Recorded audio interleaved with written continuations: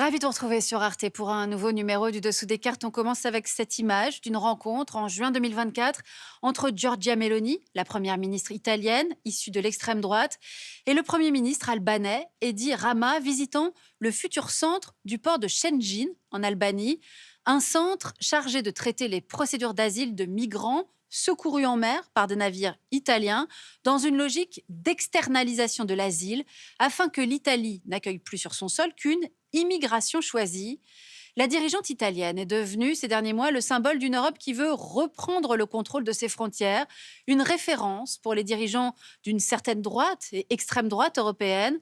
Problématiques migratoires, inégalité entre le nord et le sud de la botte, démographie vieillissante, on a voulu comprendre ce qui conduisait ce pays du sud européen, l'Italie, à promouvoir un certain type de leader, de Berlusconi à Meloni. Sortons nos cartes. L'Italie est un pays d'Europe du Sud situé au cœur du bassin méditerranéen qui s'étend sur 1360 km. Son territoire comprend trois parties, une partie continentale, rattachée au reste du continent par le massif des Alpes et par les frontières avec la France, la Suisse, l'Autriche et la Slovénie, une péninsule bordée par la mer Adriatique à l'est, la mer Ionienne au sud et la mer Tyrrhénienne et de Ligurie à l'ouest. La péninsule est traversée par les Apennins. Enfin, l'Italie comprend aussi une partie insulaire, constituée des deux plus grandes îles de la Méditerranée, la Sicile et la Sardaigne, et d'autres îles plus petites. En 2023, le pays compte près de 59 millions d'habitants. Près d'un quart de la population est âgée de plus de 65 ans, ce qui en fait le pays le plus vieillissant de l'Union européenne. Rome est la capitale de cette république italienne ou Repubblica Italiana au régime parlementaire bicaméral. La Chambre des députés et le Sénat sont élus au suffrage universel. L'histoire de l'Italie se caractérise tout d'abord par une unité et une république récentes. Voyons comment.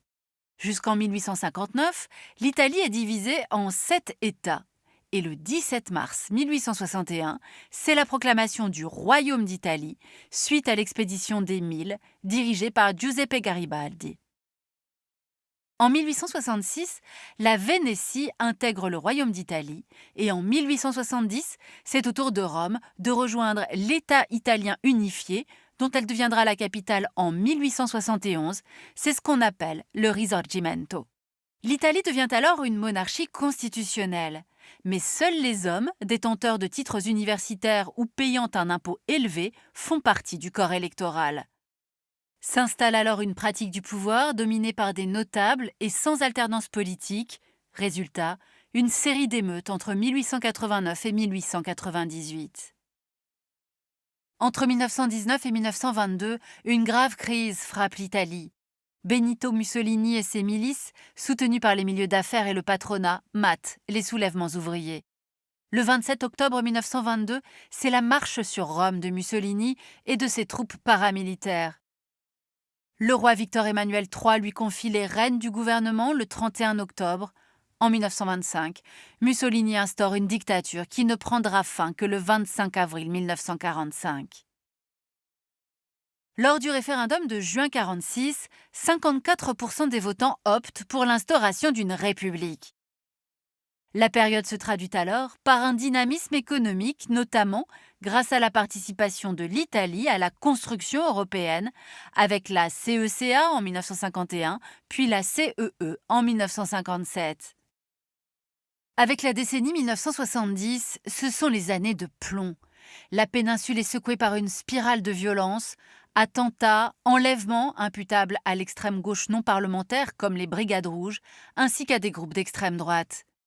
Jusqu'au début des années 1990, c'est la démocratie chrétienne qui tient le pouvoir. 1992, c'est l'opération Main propre qui révèle les malversations de la classe politique italienne. C'est alors qu'entre en jeu Silvio Berlusconi, qui entre 1994 et 2011 sera 4 fois président du Conseil avec son parti Forza Italia. En s'alliant avec la Ligue du Nord, il attise les divisions entre le Nord et le Sud. Ce sont là les premiers pas vers la montée des populismes européens, avec des mouvements tels que les Cinque Stelle de Beppe Grillo plutôt au sud et la Lega, anciennement Ligue du Nord de Matteo Salvini, pour aboutir à l'arrivée au pouvoir de Giorgia Meloni et ses Fratelli d'Italia en 2022. Conséquence de sa géographie, héritage de son histoire, l'Italie, on l'aura compris, est fracturée. Et même si aujourd'hui on estime que le centre du pays est devenu une zone importante, le clivage nord-sud reste l'une des données majeures de la vie italienne. Et c'est ce qu'on va voir maintenant. L'Italie du Nord est principalement occupée par la plaine du Pô. C'est là que l'on peut admirer les paysages du lac de Côme, des Cinque Terre et ainsi que Venise. Mais surtout, le Nord est le cœur économique de l'Italie. C'est dans cette région, bien reliée au reste du continent, que s'est développée l'industrie. Ainsi, le Nord-Ouest concentre les principales activités lourdes, ainsi que les sièges d'entreprises, et s'organise autour de Milan, Turin et le port de Gênes. Le Nord-Est, lui, est la région des PME-PMI, avec un tissu urbain de villes moyennes, telles que Vérone, Padoue, Parme et Bologne, et deux grands ports, Venise et Trieste, qui concentrent les activités d'industrie lourde et de construction navale. La région Centre englobe 4 des 20 régions du pays. Le Latium avec Rome, les Marches, l'Ombrie et la Toscane, avec ses incroyables paysages aux collines à perte de vue, ses vignobles et ses cyprès. La région Centre est une région dynamique grâce à des PME familiales et de puissantes coopératives. Le réseau urbain est composé de villes moyennes qui conjuguent patrimoine historique, comme Florence ou Sienne, et zones d'activité industrielle et artisanale, tissus, automobiles, haute couture. Enfin, voyons la région Sud, ou Mezzogiorno en italien, littéralement le Midi. Il correspond aux régions de l'ancien royaume des deux Siciles ainsi que la Sardaigne. Avec la Sicile, ce sont des îles très prisées par les touristes. Le Sud, c'est aussi Naples et Pompéi. Le Sud dépend principalement des secteurs agricoles et touristiques. Les femmes et les jeunes sont les plus durement touchés par la précarité professionnelle. En 2020, le taux de chômage s'élevait à près de 50% chez les moins de 34 ans. L'économie du Mezzogiorno a longtemps été basée sur une agriculture faite de grandes propriétés et la mainmise d'une aristocratie terrienne. Entre les années 1950 et 1990, l'État a voulu développer et financer l'industrie avec la Cassa per il Mezzogiorno. Mais certains ouvrages n'ont jamais été terminés ou d'autres n'ont finalement pas bénéficié au sud. Par exemple, l'usine Fiat à Melfi, une usine de voitures très automatisée, créant peu d'emplois dans le sud et qui bénéficie à la Fiat, une entreprise du Nord. Finalement, entre le début des années 2000 et la période 2017-2019, les investissements publics annuels dans le sud et les îles ont chuté de 50%. Et puis il y a la mafia, qui accentue encore ces difficultés. Cette organisation détourne les fonds d'aide et prospère sur le désengagement de l'État. La mafia dans le sud, c'est la Camorra, Cosa Nostra et la 'Ndrangheta, qui s'étend aussi dans le nord. Enfin, l'Italie a longtemps été un pays d'émigration, mais désormais, c'est devenu un pays d'immigration. Par sa géographie si proche des côtes africaines, le sud est l'une des portes d'entrée migratoires de l'Europe. Le sud de l'Italie est donc le lieu des principaux ports de débarquement, des centres de premiers secours et d'accueil et des hotspots. Cette situation et le refus de certains pays membres de l'UE de suivre les règles de la relocalisation des demandeurs d'asile nourrissent les sentiments anti-migrants et eurosceptiques en Italie. C'est d'ailleurs en promettant un blocus naval en Méditerranée que Giorgia Meloni et son parti d'extrême droite ont remporté les élections en septembre 2022.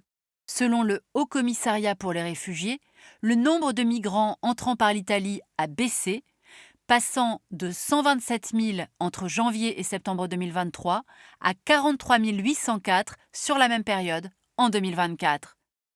Mais en parallèle, 450 000 titres de séjour sont prévus afin de pallier la pénurie de main-d'œuvre liée au vieillissement de la population italienne. Sur le plan intérieur, Meloni a adopté une politique économique de droite conservatrice. L'une de ces mesures cible les classes populaires avec la suppression en janvier 2024 du revenu de citoyenneté qui a bénéficié à près de 3 millions de personnes en 2023. Meloni a aussi entamé une vague de privatisation en cédant les parts que détenait l'État dans plusieurs entreprises italiennes, Poste Italiane, Ferrovie dello Stato, Eni, sans toutefois parvenir à améliorer la croissance à ce jour. Enfin, malgré un euroscepticisme affiché durant sa campagne, une fois au pouvoir, Giorgia Meloni s'est attelée à renégocier le plan de relance avec Bruxelles. En effet, l'apport de l'UE au développement italien est colossal et l'Italie est le principal bénéficiaire du plan Next Generation EU avec un prêt de 190 milliards d'euros, dont 39% doivent être alloués à des réformes en lien avec les objectifs climatiques. Voilà pour ce voyage en Italie, la botte et ses fragilités structurelles, lesquelles, on l'aura compris, ont contribué à porter au pouvoir des leaders politiques qui jouent sur la peur du déclassement et de l'immigration. Une rhétorique que l'on retrouve notamment chez Donald Trump. Point commun d'ailleurs entre Trump et Meloni, un certain Elon Musk. L'entrepreneur patron de X s'affiche régulièrement aux côtés du milliardaire américain et affiche régulièrement aussi son admiration pour la dirigeante italienne. Pour aller plus loin, cette publication, dirigée par la Fondapol en mars 2019, signée Alberto Toscano, un an de populisme italien. Ainsi s'achève ce nouveau numéro du Dessous des cartes. Rendez-vous bien sûr la semaine prochaine, même endroit, même heure. Et d'ici là, n'oubliez pas arte.tv et nos réseaux sociaux pour retrouver l'ensemble de nos vidéos et notre newsletter. À bientôt.